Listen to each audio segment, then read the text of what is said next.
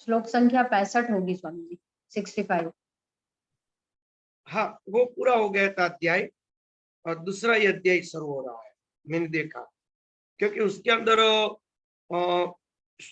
व्यास मुनि ने सब प्रकार के उदाहरण दिए, किस प्रकार से मेरे पिता पराशर ब्रह्मा जी आदि का पतन हुआ था, इसलिए विश्वामित्र आदि का तुम विवाह करो।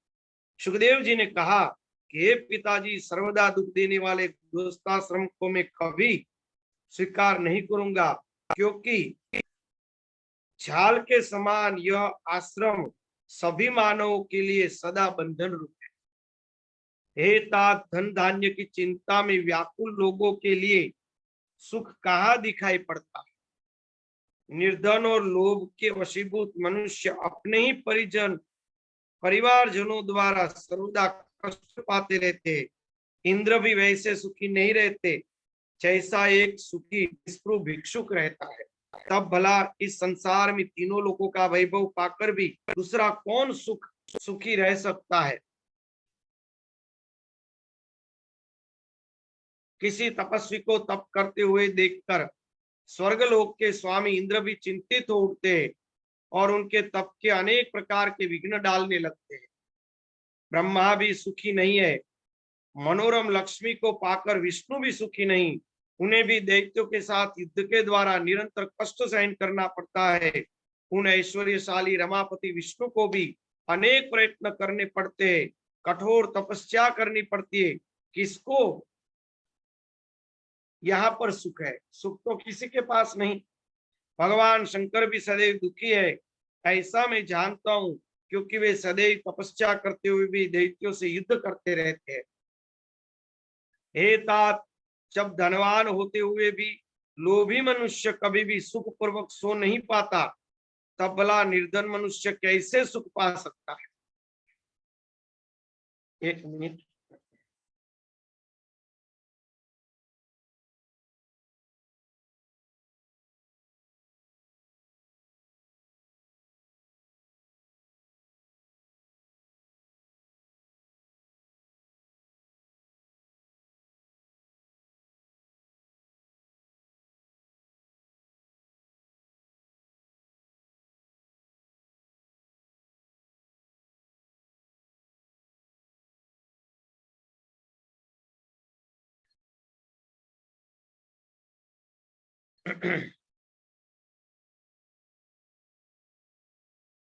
हे तात, जब धनवान होते हुए भी लोभी मनुष्य कभी भी सुख पूर्वक नहीं सो पाता, तब भला निर्धन मनुष्य कैसे सो पाएगा। इसलिए हे महाभाग, यह जानते हुए भी आप अपने तेज से उत्पन्न पुत्र को दुखदायक भयानक संसार में क्यों लगा रहे हो। हे पिताजी, जहां जन्म में दुख, बुढ़ापे में दुख, मरने में दुख, पुनः विष्टा मूत्र से भरे हुए गर्भ के दुख सहन करना, इससे भी अधिक दुख तृष्णा और लोभ में उत्पन्न होना। मानद, हे मानद, मरने से भी अधिक दुख मांगने में होता है।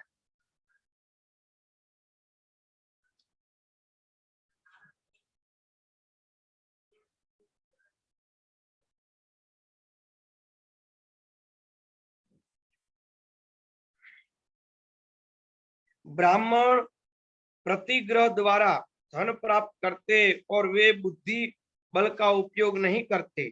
दूसरे के भरोसे पर रहना परम दुष्कर है तथा वह अहर्निश मृत्यु के समान होता है।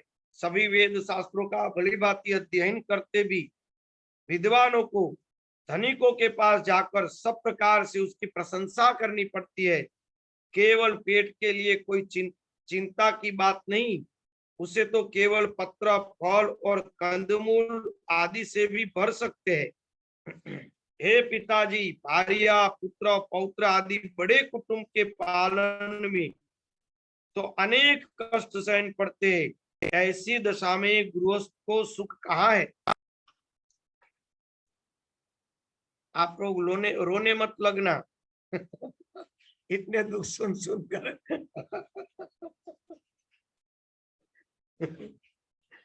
इसलिए हे तात, मुझे सुखदायी ज्ञान शास्त्र और योग शास्त्र का उपदेश कीजिए। संपूर्ण कर्मकांड में मेरा मन कभी नहीं लगेगा। अतः कर्मक्षय का कोई उपाय बताइए जिससे संचित प्रारब्ध एवं क्रियमाण तीनों प्रकार के कर्म फल नष्ट हो जाए।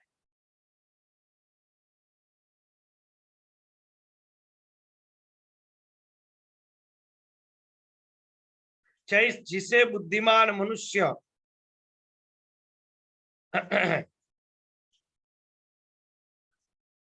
कोई भी प्रकार के मोह में फंसता नहीं है।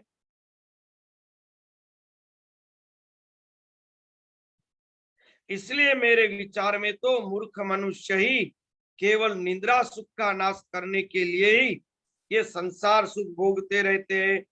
सुत जी ने कहा कि इस प्रकार सुखदेव जी की युक्ति युक्त ये बातें सुनकर व्यास जी बड़ी चिंता में पड़ गए। वे मनी मन सोचने लगे, अब मैं इसका क्या करूं। तत्पश्चात उनकी आंखों से दुख के आंसू बहने लगे, शरीर कांपने लगा, मन में ज्ञानी होने लगी।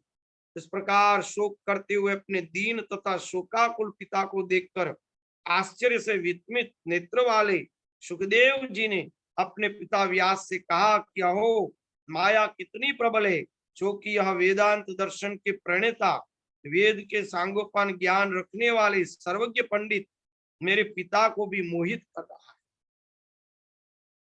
ये असल में है ना क्षेपक मंत्र मुझे लगते हैं, क्योंकि व्यास मुनि जैसे आत्मनिष्ठ महापुरुष ये सब चर्चा ये अच्छी नहीं लगती। एक क्षेपक है।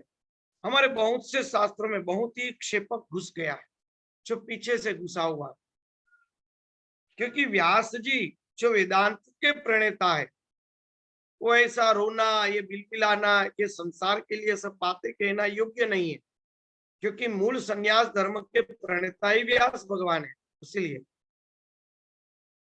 इस प्रकार शोक करते हुए दीन तथा शोकाकुल पिता को देखकर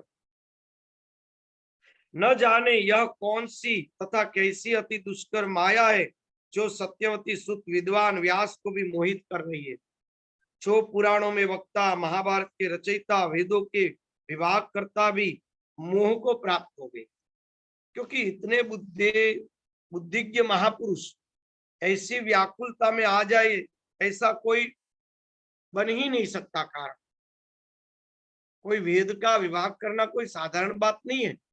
इतने न्याय शास्त्र आदि को रचा, इतने पुराणों आदि को रचा, वो कोई साधारण कितना बुद्धिजीवी व्यक्ति होगा, वो चिंतन करके ही बोलेगा। एक सामान्य तुच्छ व्यक्ति की तरह ऐसी बकवास करेगा ही नहीं, और वो बोलेगा तो उसमें इतना वजन होगा कि उस शब्द का कोई परिवर्तन ही ना हो सके, क्योंकि वो तो शास्त्रों के रचयिता।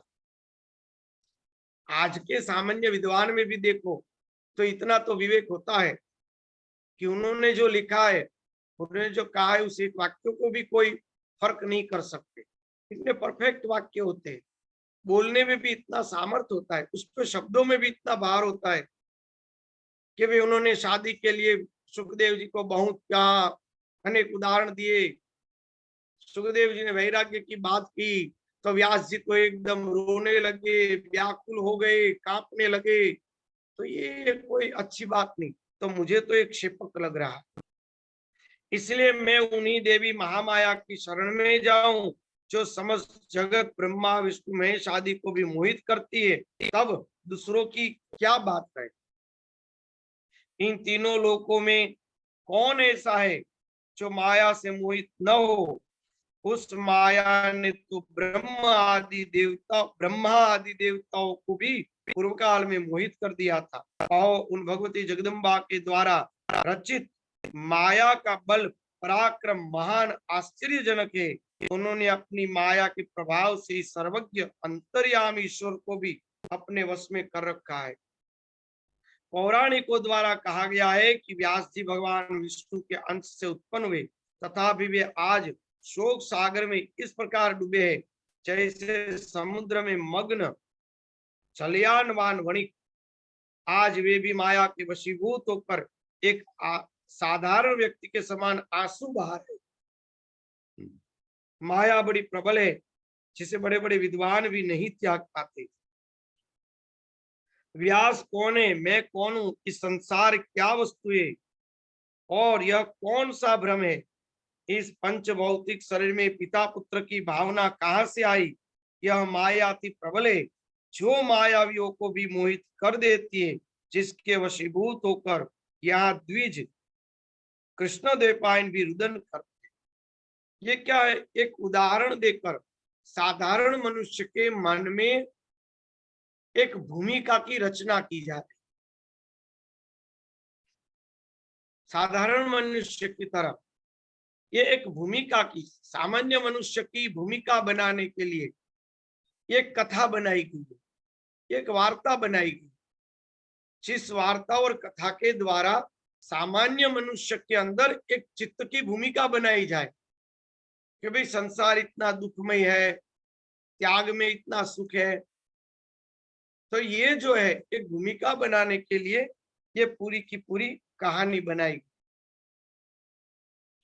सुत जी बोले सब कारणों की एकमात्र कारण, सब देवताओं की जननी, ब्रह्मा आदि देवताओं की भी स्वामिनी आद्य शक्ति भगवती को मन से स्मरण करके शोक सागर में डूबे हुए दुखी पिता व्यास जी के अरण्य पुत्र सुखदेव जी ने इस प्रकार नीतियुक्त वचन कहे, हे पराशर नंदन महाभाग, आप तो स्वयं सब लोगों के ज्ञान देने वाले, तब हे स्वामी आप ऐसा सो क्यों कर रहे जैसा कोई अज्ञ साधारण व्यक्ति कर रहा।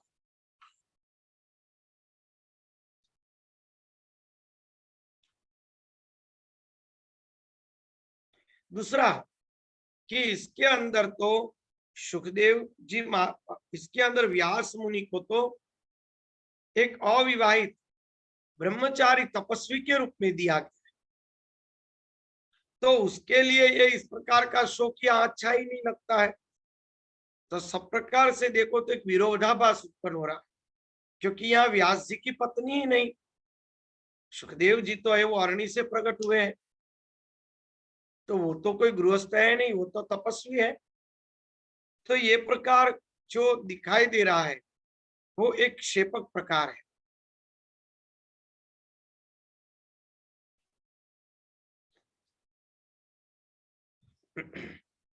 हे महाभाग, इस समय में आपका पुत्र हूं, परंतु यह कौन जानता है कि पूर्व जन्म में कौन था, पर आप कौन थे। यह संसार तो महात्माओं के लिए एक भ्रम मात्र है। अतएव आप धैर्य रखे, विवेक धारण करे तथा मन में खेद न करे। हे महामते, इसे मोहजाल समझकर आप शोक त्याग करें।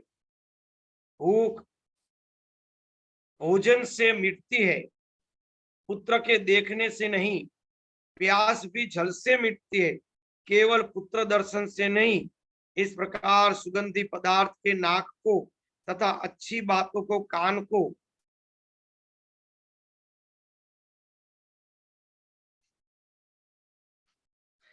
को, विषयों का आनंद मिलता है। मैं आपका पुत्र हूं, बताइए मैं आपके लिए क्या करूं जिससे आप सुखी हो। किसी समय अजिगर्त नामक ब्राह्मण ने धन लेकर अपने पुत्र शुनकशेप को यज्ञ पशु के रूप में राजा हरिश्चंद्र के हाथ बेच दिया। ये कथा है ना, ये श्रीमद् भागवत में आती है बहुत से, और अपने पुराणों अपने वेदों के अंदर अमुक जगह भी इसके मंत्र मिलते हैं, बहुत सी जगह इसका विवरण आता है। तो शुनशेप जो था, शुनशेप नाम का ब्राह्मण था, और उस ब्राह्मण को तो पैसे की जरूरत थी, तो उन्होंने वो यज्ञ पशु के रूप में अपने पुत्र को बेच दिया था, हरिश्चंद्र को। ये कथा आप लोगों को पता है, वरना कहूं मैं, यहाँ पे दी नहीं है। सुनाइए स्वामी जी, सुनाइए।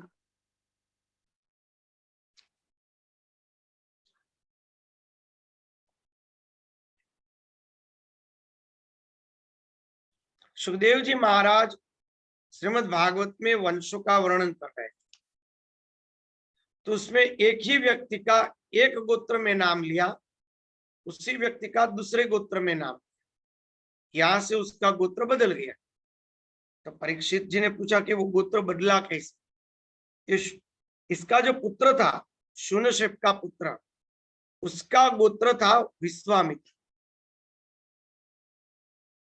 तो विश्वामित्र जो है वो क्षत्रिय थे। बड़े समझने जैसी बात, यहाँ पे शून्यशेप जो एक ब्राह्मण है, विश्वामित्र क्षत्रिय होने के बावजूद भी विश्वामित्र के मामा के पुत्र थे ये शून्यशेप, उसके संबंध में थी, संबंधी। हरिश्चंद्र राजा को कोई बालक नहीं हो रहा, रघुवंश। हरिश्चंद्र जी ने अपने बालक के लिए, पुत्र के लिए, उन्होंने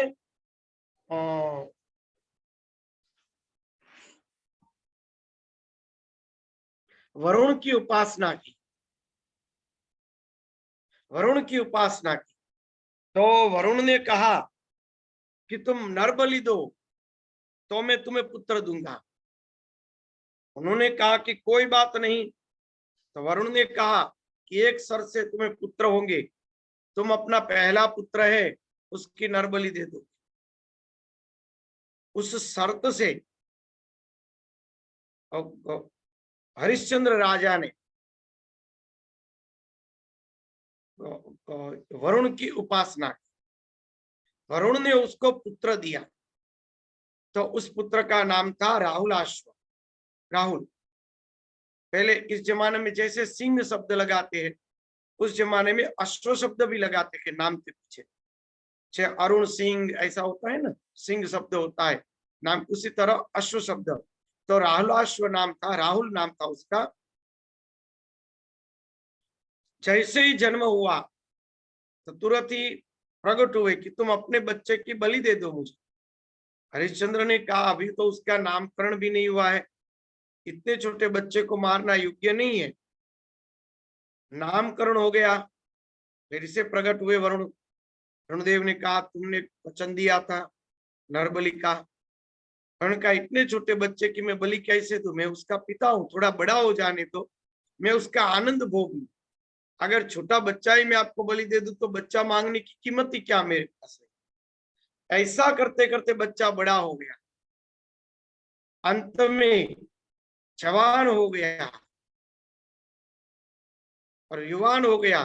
तो फिर हरिश्चंद्र राजा से रूठ कर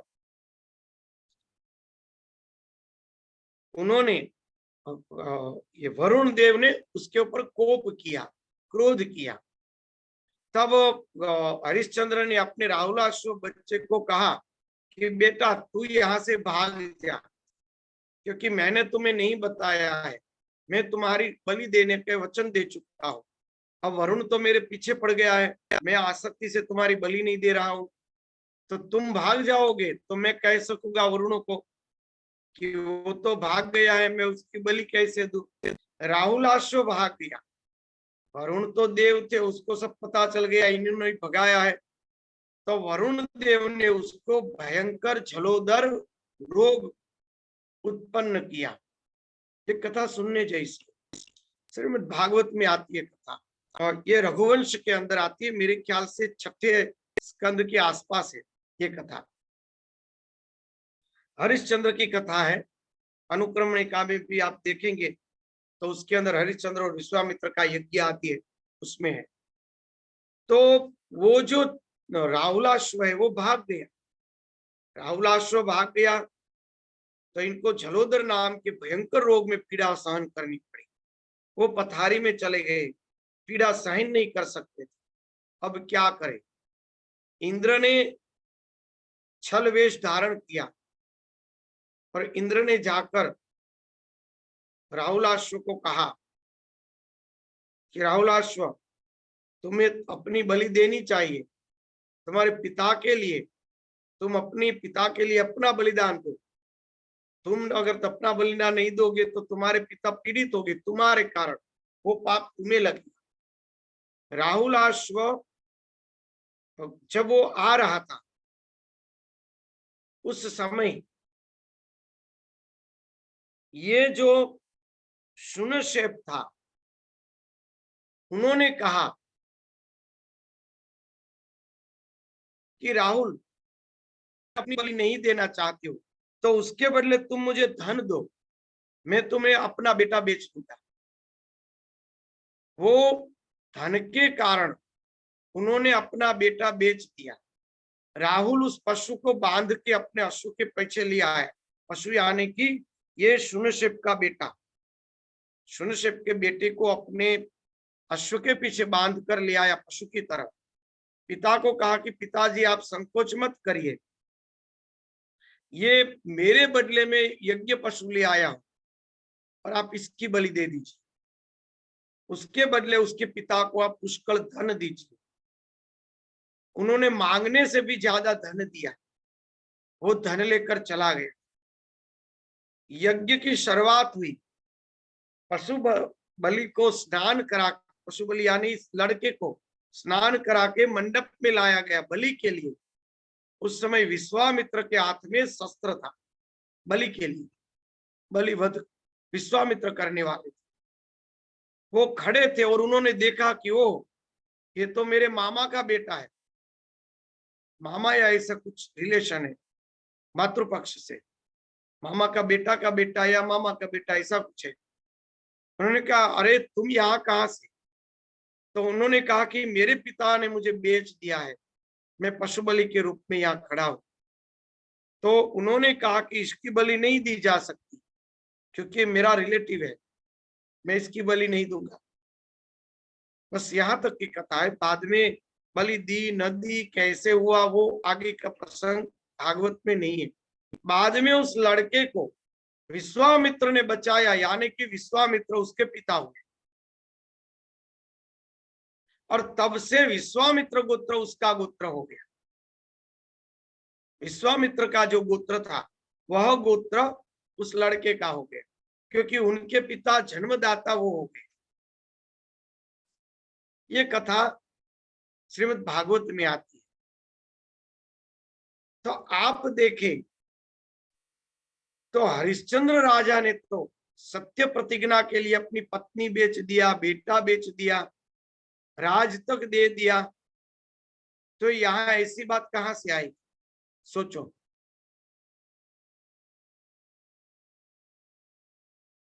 ये क्षेपक कथा है। दूसरा, एक ही नाम के अनेक प्रकार के हमारे यहाँ राजा हुए। एक ही नाम के, आप इतिहास देखिए, एक ही नाम के अनेक राजा हुए। जैसे कि वो इतिहास के अंदर लिखा होगा कि भाई ये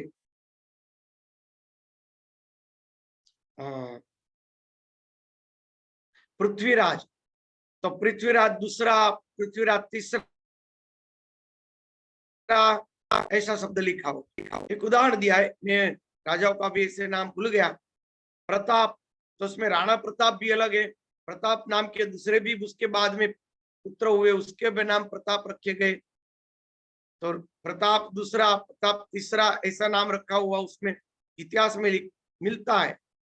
ऐसे प्रसंग हमारे बाप दादा की जो पीढ़ी दर पीढ़ी के नाम लिख के पढ़ेंगे तो उसमें भी बहुत से समानार्थी नाम आएंगे अमुक अमुक पीढ़ियों के अंदर। तो उसी तरह जो हरिश्चंद्र हुए हैं वो 2-3 भी हो सकते हैं। ये भी हो सकता है कि जो हरिश्चंद्र ने अपनी पत्नी को काशी के अंदर बेचा और काशी में स्वयं ने जो सत्य के लिए श्मशान में पहरेदार के रूप में काम किया, अपना राज्य संकल्प से दे दिया, वो विश्वामित्र और वो सत्य हरिश्चंद्र दोनों अलग थे। और जो श्रीमद् भागवत के अंदर हरिश्चंद्र का संबोधन किया गया है और वहां राहुलाश्रु नाम का बेटा है, नाम समान है, प्रक्रिया अलग है। अगर इतना सत्यव्रत होता राजा हरिश्चंद्र कि स्वप्न के अंदर उन्होंने दान दिया है, तो जागने के बाद उन्होंने विश्वामित्र को बुलाकर कहा स्वप्न में मैंने अपना ये राज्य दे दिया था, इसलिए मैं अपना स्वप्न का भी संकल्प कभी झूठ नहीं कर सकता। मैं आपको अपनी गद्दी सौंप रहा हूं। तो विश्वामित्र ने कहा कि अगर तुम इतने ही सत्यवादी हो तो किसी ब्राह्मण को दान देना आता है, उसके ऊपर दक्षिणा भी देनी पड़ती है। तो उसके अंदर उन्होंने अपने बच्चे और बीबी को बेच दिया और दक्षिणा के रूप में उसको दे दिया और खुद भी बिक गए। अगर इतना सत्यव्रत व्यक्ति होता है तो राहुल अश्व के लिए ये नरबलि का यज्ञ क्यों नहीं कर रहा है, झूठ क्यों कर रहे हैं? यानी कि दोनों हरिश्चंद्र अलग है। दोनों हरिश्चंद्र की कथा अलग है।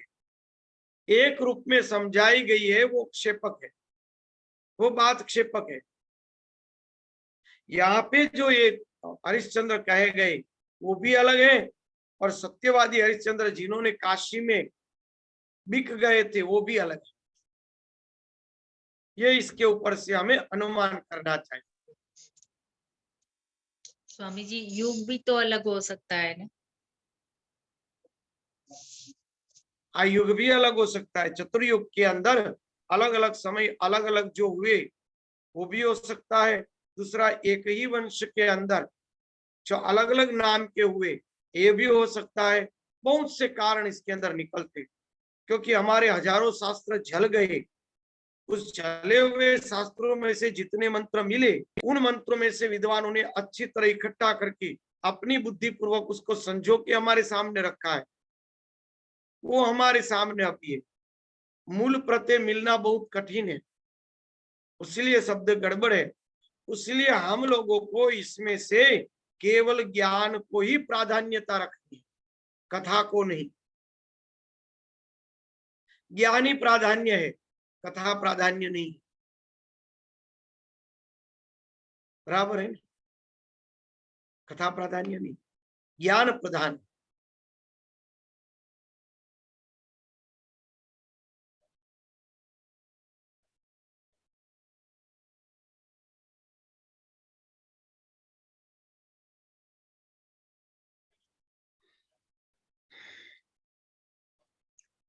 यज्ञ पशु के रूप में राजा हरिश्चंद्र के हाथ बेच दिया। सुख का साधन केवल धन ही है, धनी सुख राशि। अतः यदि आपको लोभ हो तो धन का संचय कीजिए। मैं आपका पुत्र हूँ, अतः मैं क्या करूं बताइए। हे महामते, आप देवज्ञ है, अतः हे मुनि, आप मुझे अपनी बुद्धि से ऐसा ज्ञान दीजिए जिसमें गर्भवास जनित महान भय से मुक्त हो जाओ।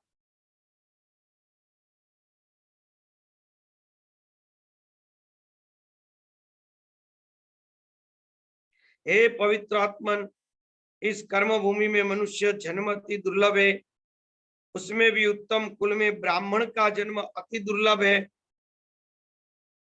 मैं आबद्ध हूं, यह बुद्धि मेरे चित्त से नहीं हटती।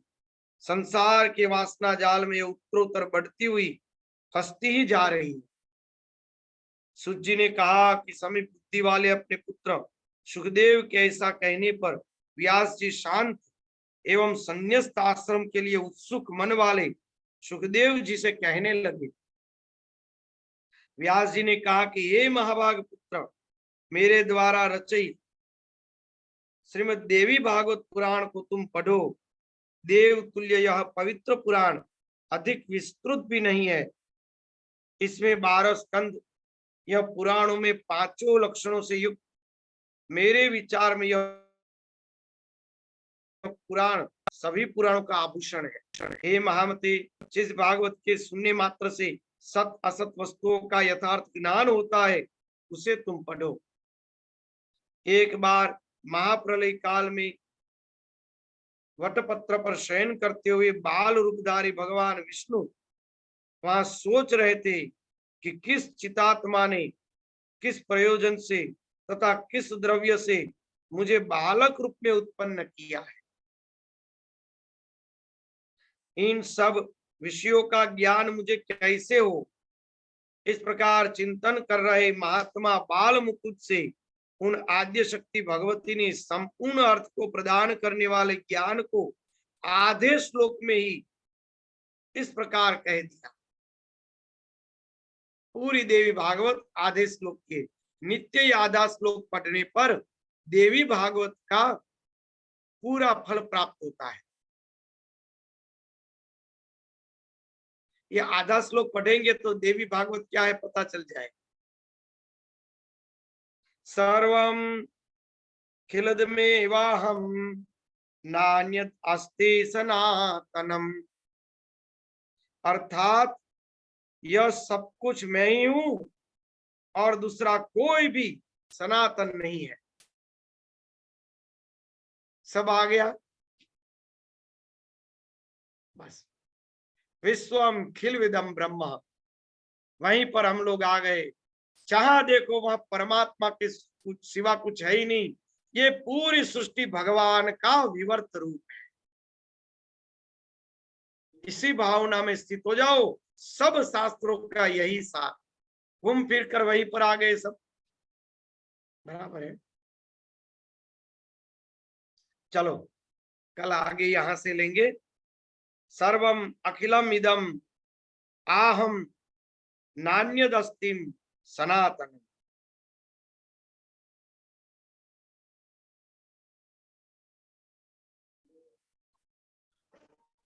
चलो हरिओम।